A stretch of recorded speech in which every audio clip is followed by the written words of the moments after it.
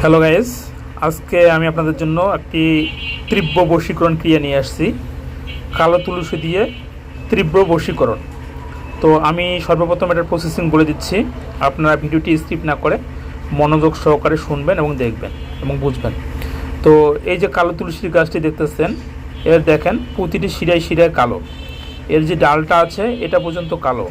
এটাই হলো কালো তুলসী।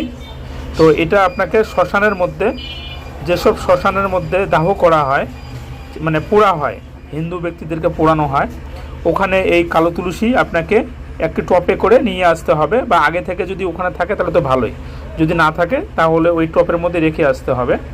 তো যে ব্যক্তিকে পুড়বে, শনিবার মঙ্গলবার দিন যে ব্যক্তি পুড়বে, পোড়ানোর পরে ওখানকার যে সাইডে থাকে ওই সাইডটা এই কালো তুলসীর গোড়ার মধ্যে দিয়ে আসবেন। একটা কাগজে লিখবেন, কাগজের মধ্যে লিখতে হবে আপনি যাকে পছন্দ করেন তার নাম, তার মায়ের নাম, মেয়ে হলে, ছেলে হলে ছেলের নাম, ছেলের বাবার নাম।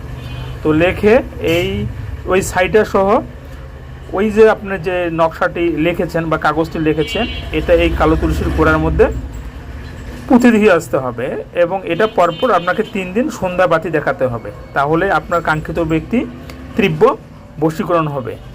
তো এটা 100% পাওয়ারফুল একটি এই তন্ত্র। যদি বিশ্বাস ভক্তি শ্রদ্ধার সাথে কাজ করেন 100% কাজ হবে।